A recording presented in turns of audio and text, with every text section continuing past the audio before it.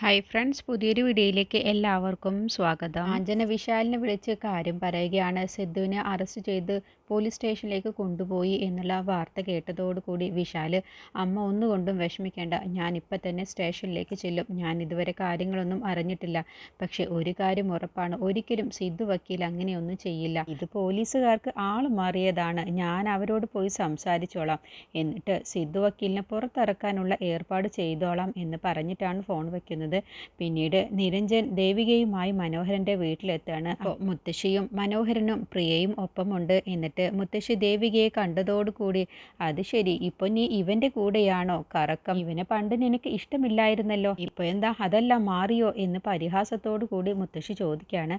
അപ്പോൾ നിരഞ്ജൻ മനോഹരോട് പറയാണ്, സിദ്ധുവിനെ police arrest ചെയ്ത് കൊണ്ടുപോയി. അത് കേട്ടപ്പോൾ മുത്തശ്ശി, അറസ്റ്റ് ചെയ്യുമല്ലോ, അങ്ങനെ ചെയ്യണമല്ലോ, എന്താ ഇവളെ ചെയ്യാതിരുന്നത്?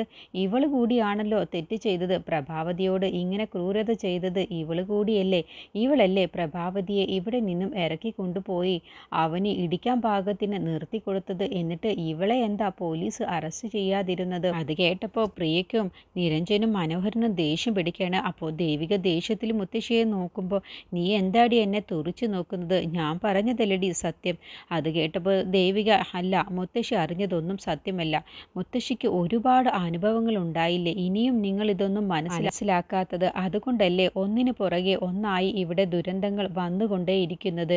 പക്ഷേ എനിക്കറിയാം, എനിക്ക് 100% ഉറപ്പുണ്ട് സിദ്ധു വക്കീലല്ല ഇതിൻ്റെ പിറകിലെന്നുള്ളത്. മുത്തശ്ശി അത് വിശ്വസിക്കണമെന്ന് എനിക്ക് ഒരു നിർബന്ധവുമില്ല. അപ്പോൾ മുത്തശ്ശി ചോദിക്കുകയാണ്, അല്ല, നിനക്കറിയാലോ നീ എന്തിനാണ് പ്രഭാവതിയെ ഈ വീട്ടിൽ നിന്ന് കൊണ്ടുപോയത് എന്ന്? എവിടേക്കാണ് നീ കൊണ്ടുപോയത് എന്നൊക്കെ നിനക്കല്ലേ അറിയാവൂ? അപ്പോൾ ദേവിക പറയണേ, എനിക്കറിയാം പ്രഭാവതി അമ്മയെ എവിടേക്കാണ് ഞാൻ കൊണ്ടുപോയത് എന്നുള്ളത്. എനിക്കും പ്രഭാവതി അമ്മയ്ക്കും അറിയാം. പക്ഷേ അത് തൽക്കാലം ഞാൻ ഇവിടെ വെളിപ്പെടുത്താൻ ആഗ്രഹിക്കുന്നില്ല. അപ്പോൾ മുത്തശ്ശി പറയണേ, നീ എത്ര തന്നെ നുണ പറഞ്ഞാലും, നീ എത്ര നുണ കൊണ്ട് കൊട്ടാരം പണിതാലും അതെല്ലാം ഒരു ദിവസം ഇടിഞ്ഞു പൊളിഞ്ഞു വീഴും. നീ മനസ്സിലാക്കിയാൽ നിനക്ക് നന്ന്. പിന്നെ നീ ഒരു കാര്യം ഓർത്തോ, നീയും നിന്റെ വക്കീലും കൂടി ഇല്ലാതാക്കിയത് ഒരു പാവം പിടിച്ച ചെറുക്കനെ അനാഥനാക്കുകയാണ് ചെയ്തത്. അതിൻ്റെ ശാപം നിന്നെ ഒരിക്കലും വിടാതെ പിന്തുടരുക തന്നെ ചെയ്യും എന്നും പറഞ്ഞ് മുത്തശ്ശി പോവുകയാണ്. അപ്പോൾ ദേവിക വിഷമത്തോടു കൂടി നിൽക്കുമ്പോൾ പ്രിയ പറയുകയാണ്, ചേച്ചി ഒന്നുകൊണ്ടും വിഷമിക്കേണ്ട, മുത്തശ്ശി അറിവില്ലായ്മ കൊണ്ടല്ലേ ഇങ്ങനെയൊക്കെ പറയുന്നത്. അപ്പോൾ മനോഹരം പറയാണ്, സിദ്ധു വക്കീൽ ഇങ്ങനെ ചെയ്യുമെന്ന് ഞങ്ങൾ വിശ്വസിക്കുന്നില്ല, എനിക്ക് ഉറപ്പുണ്ട് ഇതിൻ്റെ പിറകിൽ മറ്റാരോ ആണ്.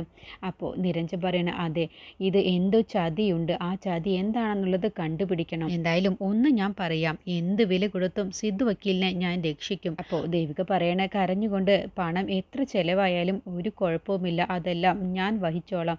പക്ഷെ ഒരു ദിവസം പോലും സിദ്ധു ജയിലിൽ കിടക്കരുത്. നിരഞ്ജൻ പറയണേ, ഇല്ല ദേവിക ഒന്നുകൊണ്ടും പേടിക്കേണ്ട, സിദ്ധുവിനെ ഞാൻ പുറത്തിറക്കിയിരിക്കും എന്ന് പറഞ്ഞിട്ടാണ് പോകുന്നത്.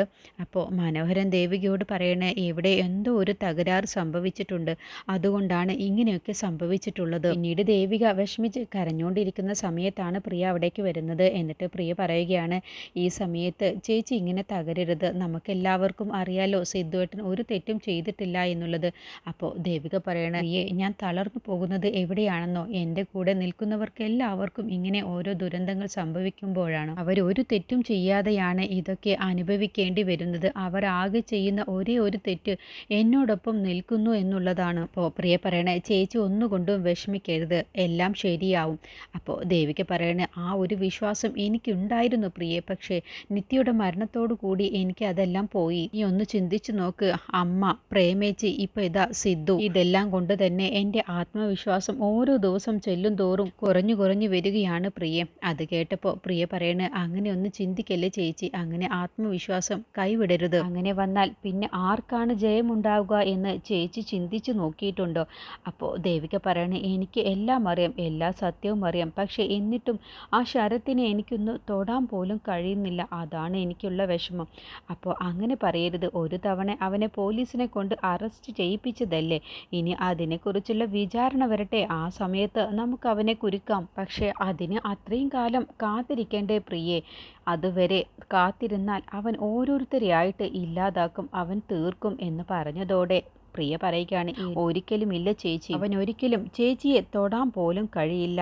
അവൻ ചേച്ചിയെ തൊട്ടാൽ അതോടെ അവൻ തീരും. നിത്യയാണ് ചേച്ചിയോട് പറയുന്നത് എന്ന് കരുതിയാൽ മതി എന്ന് പറഞ്ഞതോടെ ദേവിക പെട്ടെന്ന് പ്രിയയെ ഒന്ന് നോക്കുകയാണ്. പിന്നീട് സ്റ്റേഷനിലേക്ക് നിരഞ്ജനും വിശാലും കൂടി വരികയാണ്. എന്നിട്ട് സിദ്ധുവിന് വേണ്ടിയുള്ള ജാമ്യം എടുക്കാൻ വേണ്ടി വക്കീലുമായിട്ടാണ് വരുന്നത്. അപ്പോൾ പോലീസ് പറയണേ, ഈ കേസിൽ ഒന്നും ചെയ്യാൻ കഴിയില്ല. നിങ്ങൾക്ക് ഇനി ജാമ്യം കിട്ടണമെന്നുണ്ടെങ്കിൽ കോടതിയിൽ ഹാജരാക്കും. അവിടെ വെച്ച് നിങ്ങൾക്ക് പുറത്തു ഇറക്കി കൊണ്ടുപോവാം. അപ്പോൾ വക്കീൽ പറയുകയാണ്, അല്ല സാറൊന്നും മനസ്സ് വെച്ചാൽ മതി. ഇല്ല, ഈ കേസിൽ ഞാൻ മനസ്സ് വെക്കില്ല. ഇത് ഒരു സ്ത്രീയാണ് കൊല്ലാൻ വേണ്ടി നോക്കിയിട്ടുള്ളത്. അതുകൊണ്ട് തന്നെ സ്റ്റേഷൻ ജാമ്യം പോലും കിട്ടില്ല. അതിന് FIR ഒക്കെ തയ്യാറാക്കിയിട്ടുണ്ട്. അപ്പോൾ വക്കീൽ പറയണ, അല്ല സാർ, അറ്റംപ്റ്റ് മർഡറെങ്കിലും ഒന്ന് ഒഴിവാക്കിക്കൂടെ? ഇല്ല, ഒന്നും ഒഴിവാക്കിയില്ല. സാധാരണ ഇത്രയും കേസിൽ പ്രതിയെ കിട്ടിക്കഴിഞ്ഞാൽ തല്ലാറുണ്ട്. പക്ഷേ ഞാൻ അതൊന്നും ചെയ്തിട്ടില്ല.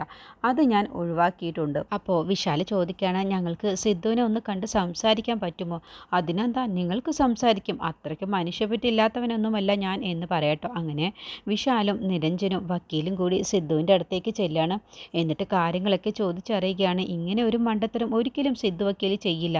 പിന്നെ എന്താ ഉണ്ടായത് എന്ന് ചോദിക്കുമ്പോൾ സിദ്ധു പറയണ, നിങ്ങളെങ്കിലും എന്നെ ഒന്ന് വിശ്വസിക്കണം. ഞാൻ രാവിലെ ഓഫീസിലേക്ക് കാറുമായിട്ട് വന്നതാണ്. എന്നിട്ട് അവിടെ പാർക്ക് ചെയ്ത ശേഷം ഓഫീസിലേക്ക് കയറിയതാണ്. പിന്നെ എന്നെ ദേവിക വിളിച്ച് പറഞ്ഞതാണ് ഇങ്ങനെ ആക്സിഡൻറ്റ് സംഭവിച്ചതിനെക്കുറിച്ച്. അപ്പോഴാണ് ഞാൻ കാർ എടുത്ത് ഹോസ്പിറ്റലിലേക്ക് ചെല്ലുന്നത് തന്നെ. പിന്നെ എന്താ ഉണ്ടായത് എന്ന് എനിക്കറിയില്ല. അപ്പോൾ വിശാൽ പറയണ, അല്ല, നിൻ്റെ നമ്പർ പ്ലേറ്റും എല്ലാ വിഷ്വലും എല്ലാ കാര്യങ്ങളും പോലീസിൻ്റെ കയ്യിലുണ്ട്. പിന്നെ എങ്ങനെയാണ് CCTV ദൃശ്യം അതിലെല്ലാം ഉണ്ടല്ലോ എന്ന് പറയുമ്പോൾ, അത് എൻ്റെ നമ്പർ പ്ലേറ്റ് വെച്ച് ആരെങ്കിലും എന്നെ ചതിച്ചതാണെങ്കിലും. അപ്പോൾ വക്കീൽ പറയണ, നമ്പർ പ്ലേറ്റ് മാത്രമല്ല പ്രശ്നം, ആ കാറിൻ്റെ മോഡൽ, നിറം, അങ്ങനെ എല്ലാം വിഷ്വലിൽ പതിഞ്ഞിട്ടുണ്ട്. അപ്പോൾ സിദ്ധു പറയണ, ഞാൻ ഒരു തെറ്റും ചെയ്തിട്ടില്ല. ഞാൻ എന്തായാലും കാർ എടുത്തിട്ടില്ല. പിന്നെ എങ്ങനെയാണ് ഇത് സംഭവിച്ചത് എന്നുള്ളത് എനിക്കറിയില്ല. അപ്പോൾ നിരഞ്ജൻ പറയണ, അങ്ങനെയാണെങ്കിൽ വിശാൽ, ഒരു തെറ്റും ചെയ്യാത്ത ആളെ ഇങ്ങനെ അകത്തിടുന്നത് ശരിയല്ലല്ലോ. നമുക്കിതിൻ്റെ സത്യാവസ്ഥ പുറത്തു കൊണ്ടുവരണം. അപ്പോൾ വക്കീൽ പറയണേ, അറ്റംപ്റ്റ് ടു മർഡർ അതാണ് ഈ കേസിൽ ചാർജ് ചെയ്തിട്ടുള്ളത്. അതുകൊണ്ട് ജാമ്യം കിട്ടാൻ എന്തുമാത്രം ബുദ്ധിമുട്ടുള്ള കാര്യമാണെന്നുള്ളത് ഞാൻ പറയേണ്ടതില്ലല്ലോ. നമുക്കിനി സിദ്ധുവിനെ പുറത്തിറക്കാനുള്ളത് 2 വഴികളാണ്. ഒന്ന്, സിദ്ധു വക്കീൽ ആ സമയത്ത് കോടതിയിലാണെന്നുള്ളത് തെളിയിക്കണം. മറ്റൊന്നും സിദ്ധു വക്കീലല്ല ആ കാർ ഓടിച്ചിട്ടുള്ളത് എന്നുള്ളതും. അപ്പോൾ വിശാൽ പറയണേ, കോടതിയിലാണെന്നുള്ളത് തെളിയിക്കാൻ എളുപ്പം സാധിക്കും. പക്ഷേ ആ കാർ ഓടിച്ചത് അത് ആരാണെന്നുള്ളത് തെളിയിക്കാനാണ് കുറച്ച് പാടുള്ളത്. എന്തായാലും ഒരു തെറ്റും ചെയ്യാത്ത സിദ്ധു വക്കീൽ ഒരിക്കലും ശിക്ഷ അനുഭവിക്കേണ്ടി വരില്ല. ഇതിൻ്റെ സത്യാവസ്ഥ ഞങ്ങൾ പുറത്തു കൊണ്ടുവന്നിരിക്കും എന്നൊക്കെ പറഞ്ഞിട്ടാണ് വിശാലും നിരഞ്ജനും വക്കീലും പോകുന്നത്. സിദ്ധു വക്കീൽ ധൈര്യമായിട്ടിരിക്കുക എന്ന് പറഞ്ഞിട്ടാണ് പോകുന്നത്. അപ്പോഴത്തേക്കും സ്റ്റേഷനിലേക്ക് രംഗം വരികയാണ്. എന്നിട്ട് വിശാലിനെയും നിരഞ്ജനെയും വക്കീലിനെയും കണ്ട് സംസാരിക്കുകയാണ്. എന്താണ് പ്രശ്നം? അളിയൻ ഒരിക്കലും ഇങ്ങനെ ഒരു തെറ്റ് ചെയ്യില്ല എന്നറിയാം. പിന്നെ എന്താണ് ഉണ്ടായത്? വീട്ടിലാകെ പ്രശ്നങ്ങളാണ്. പ്രേമയെക്കുറിച്ച് ഒരു വിവരവുമില്ല. ഇപ്പോൾ അളിയനും ഇങ്ങനെ സംഭവിച്ചിരിക്കുന്നു. എന്തൊക്കെയോ പ്രശ്നങ്ങളുണ്ട് എന്ന് പറയുമ്പോൾ വിശാൽ പറയണ, നിങ്ങൾ ഒന്നുകൊണ്ടും വിഷമിക്കേണ്ട. എന്തായാലും സിദ്ധു ഒരു തെറ്റും ചെയ്തിട്ടില്ല എന്നുള്ളത് നമുക്ക് ഉറപ്പുള്ള കാര്യമാണ്. ആരാണ് ഇത് ചെയ്തത് എന്നുള്ളത് കണ്ടുപിടിക്കണം.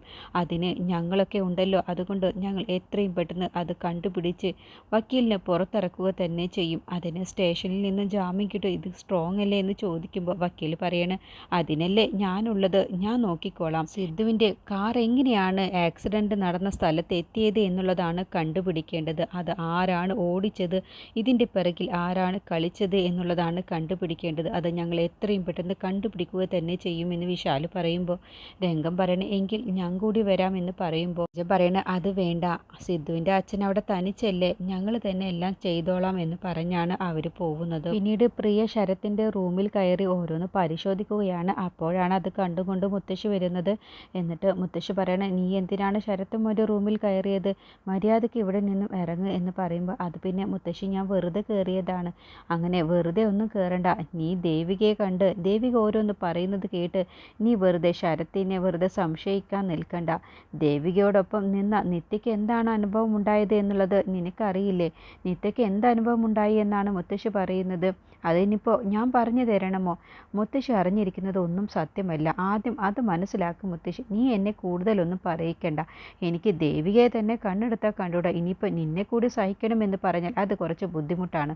അതുകൊണ്ട് കൂടുതൽ സംസാരിക്കാതെ ശരത്തിൻ്റെ റൂമിൽ നിന്നും ഇറങ്ങാൻ നോക്ക് എന്ന് പറഞ്ഞ് പ്രിയയെ ആ റൂമിൽ നിന്നും അങ്ങ് പറഞ്ഞു വിടാട്ടോ. എന്നിട്ട് മുത്തശ്ശി ആ റൂം അങ്ങ് അടക്കുകയാണ്.